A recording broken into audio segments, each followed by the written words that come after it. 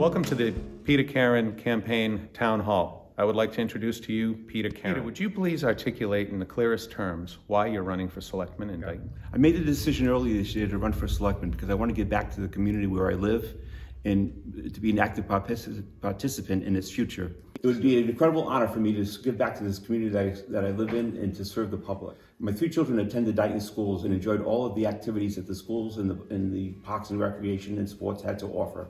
And I think I can do more.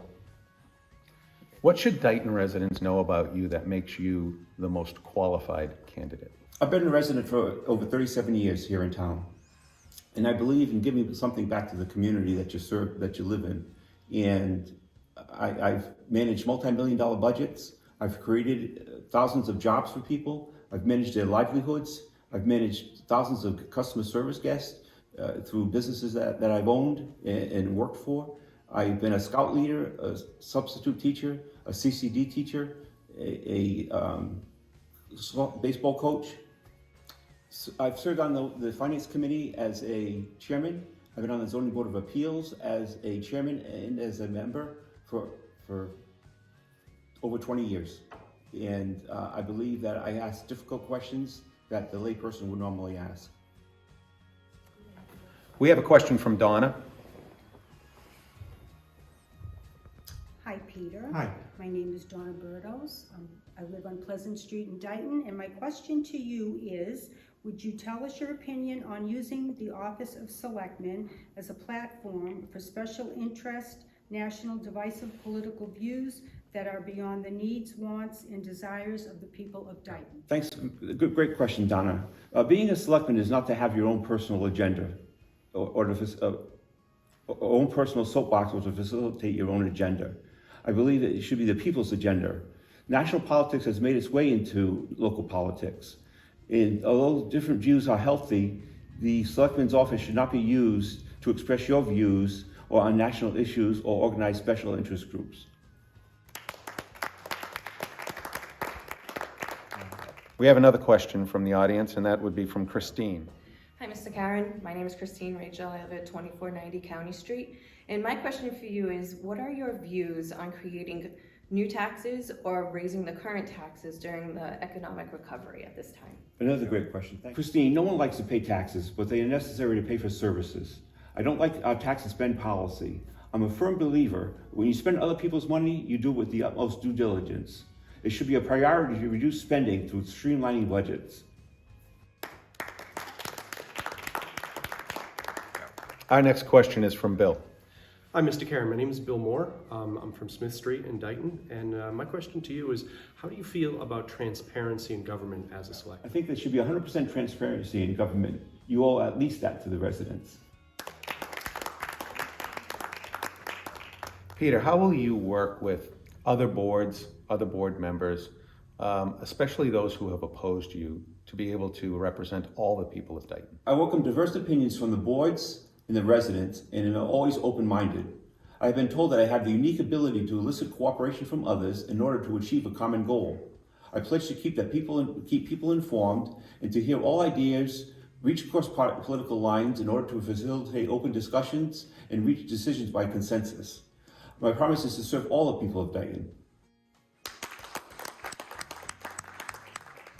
Do you support free speech on social media, and what are your views on using social media to create division and to use alter egos to push an agenda? Yes, there should be free speech on social media, but you should be prepared to defend what you write. I also think it's unethical to have a fake identity to hide behind. It gives you the opportunity to say things that you believe in but don't want others to know. What are your thoughts on unity?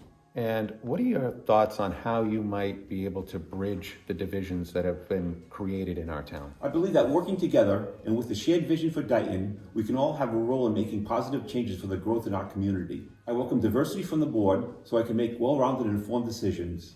Our future will be determined by the actions we take now and how willing we are all to make sacrifices. What are your thoughts on free cash and rainy day funds and the amount of money that Dighton currently has in those funds? I'm all in favor of having a rainy day account and a stabilization account. Every community needs cash in the bank to pay for last year's bills, large purchases, etc. But it should be spent with due diligence. Any excess should be returned to the taxpayer in the form of lower rates for the following year's taxes. I'd like to give you an opportunity to address some comments that were made in the Taunton Gazette that you allegedly had said regarding the BP building project. I want to be very clear. I never made those comments. They were taken completely out of context. The only comment that I was asked in that article was, did I vote for or was I against the financing for BP? I want to state now that yes, I am opposed to financing $22 million out of our operating budget to fund the BP project. But I am not, and I want to repeat that, I am not in favor of pulling out of BP.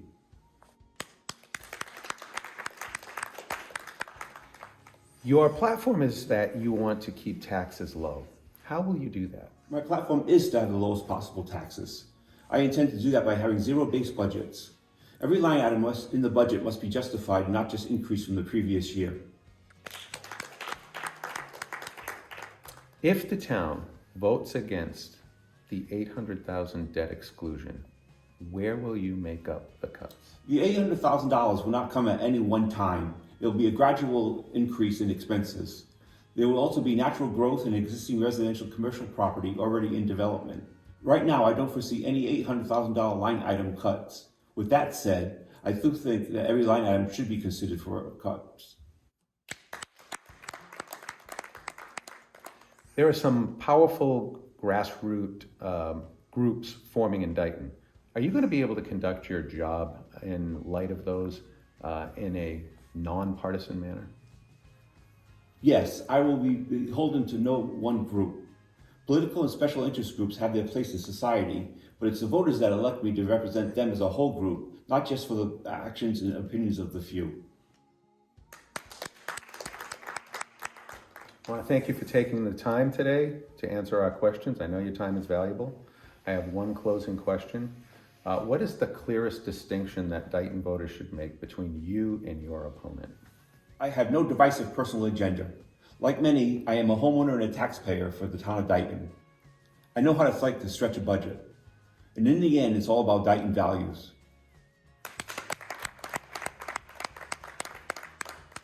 I would like to thank all of you for coming to this candidates town hall and remind everyone to vote on April 9th. If you have further questions, you may put them in the chat section and somebody will answer you from the campaign.